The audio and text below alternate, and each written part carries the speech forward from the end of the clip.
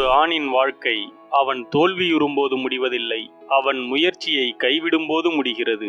நீ ஒரு ஆண், உண்மையான ஆண். ஸோ உண்மையான ஆணாயிருக்க கத்துக்க. ஏன்னா இங்க உனக்காக யாரும் வரப்போறதில்ல, உன்னை காப்பாத்த யாரும் இல்லை, யாரும் உன்னை இம்ப்ரூவ் பண்ண போறதில்ல, ஏன் யாரும் உன்னை பணம் சம்பாதிக்க வைக்க போறதில்ல, யாரும் உன்னுடைய கோல்ஸை அடைய உதவி செய்ய போறதில்ல. அவ்வளவு ஏன், நீ இன்னைக்கு செத்தா கூட யாருக்கும் எந்த கவலையும் இல்லை. உனக்காக யாரும் இல்லை, யாருமே இல்லை. ஆனா நீ இருக்க, உனக்காக நீ இருக்க. ஸோ எழுந்திரு, புழுதியை தட்டி விட்டுட்டு ஓடு.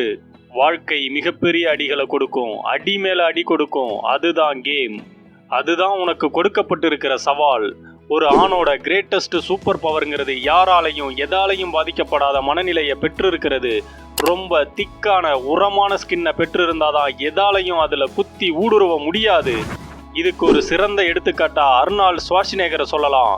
இந்த மனுஷனுக்கு கிட்டத்தட்ட 80 வயசாகுது. சில வருடங்களுக்கு முன்னால இவர் ஆப்பிரிக்கா போன போது ஒரு பையன் அவர் பின்பக்கம் இருந்து ஓடி வந்து ஜம்ப் பண்ணி ஒரு உத விட்டுட்டான்.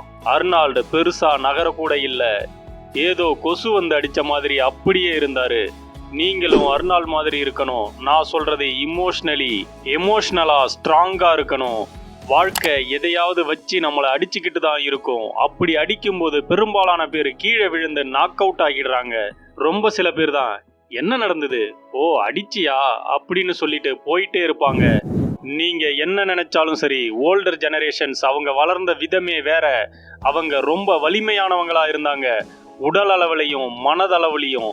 ஆனா இப்போ இருக்கிற பெரும்பாலான பசங்க சின்ன சின்ன விஷயத்த கூட ஹேண்டில் பண்ண தெரியாம வேர்த்து விறுவிறுத்து போயிடுறாங்க. Life is so hard bro. I have anxiety, I have trauma, என் லவர் என்ன பிரேக்கப் பண்ணிட்டா ப்ரோ. இப்படி பேசிட்டு தெரியுறீங்க, ரொம்ப பாவம். ஆனா எல்டர்லி பீப்புள் துப்பாக்கி குண்டுகளையே தன் மேல வாங்கினாலும் சும்மா சிங்கம் மாதிரி எழுந்து நின்று எதிர்த்து சண்டை போட்டாங்க. ஒரு 23 வயசு பையன் சோசியல் மீடியாவில் தன்னை ஒருத்தவங்க அன்ஃபாலோ பண்ணிட்டாங்கன்னு மென்டல் பிரேக் டவுன் ஆகிட்டான். என்ன இது? நான் உங்களுக்கு திரும்ப சொல்றேன், பி எ மேன். வாழ்க்கை மோசமான அடிகளை தரத்தான் செய்யும். அதுதான் கேம், அதுதான் சேலஞ்ச். நீங்க கோடி ரூபாய் சம்பாதிக்க விரும்புறீங்களா, உண்மையான காதலை பெற விரும்புறீங்களா? இதெல்லாம் பெறுறது ஈஸியா இருந்தா இந்நேரம் எல்லாருமே அதை பெற்று இருப்பாங்க. ஸோ அதில் இருக்கிற சேலஞ்சஸை நீங்கள் அக்செப்ட் பண்ணிக்கணும், அதோட போராடணும். அந்த சேலஞ்சஸால எந்த இடத்துலையும் நீங்கள் மனசுடைஞ்சு போயிடக்கூடாது. உங்களுக்கு கோடி ரூபாய் சம்பாதிக்கணும்னா பல சவால்கள் உங்களை போட்டு உழுக்கும். லைக் மக்கள் உங்களை பார்த்து ஏளனமாக சிரிப்பாங்க, உங்கள் பிஸ்னஸ் பார்ட்னர் உங்கள் முதுகில் குத்துவார், உங்கள் ஐடியா ஃபெயில் ஆகிடும். மக்கள் நீ எல்லாம் எதுக்கும் லாய்க்கில்லைன்னு சொல்லுவாங்க.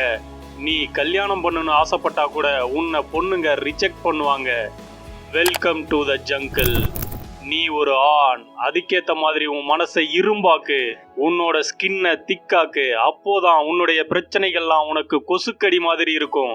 அதுவே உன்னோட ஸ்கின் மெலுசா இருந்தா, உன் மனசு ரொம்ப வீக்கா இருந்தா, ஈவன் கொசுக்கடி கூட உங்களுக்கு பெரிய பிரச்சனையா தெரியும். இப்போ இருக்கிற பெரும்பாலான பசங்க பேப்பர் ஸ்கின்னை தான் பெற்றிருக்காங்க. அவங்க மேலேயே அவங்க ரொம்ப வருத்தப்பட்டுக்கிறாங்க. ஒரு மேட்ரே இல்லாத சின்ன சின்ன விஷயங்களுக்கு கூட ரொம்ப ஸ்ட்ரெஸ் போட்டுக்கிறாங்க. எந்த ஒரு விஷயமும் உங்களை பாதிக்க கூடாது. ஏதாவது ஒரு பிரச்சனை உங்களை ரொம்ப வருத்தப்பட வச்சுதுன்னா அடுத்த 7 வருஷம் கழிச்சு அந்த விஷயம் உங்களுக்கு ஒரு பிரச்சனையா இருக்குமான்னு யோசிங்க. உங்க ஆன்சர் இருக்காது அப்படின்னா அந்த விஷயம் உங்களை வெறும் 7 செகண்ட்ஸ் கூட பாதிக்க அனுமதிக்காதீங்க. அப்படியே அந்த விஷயம் 7 வருஷம் கழிச்சும் பிரச்சனையாவே இருந்தாலும் நீங்க எமோஷனலி அன்ஸ்டேபிளா இருக்கிறது எந்த உதவியும் செய்யாது.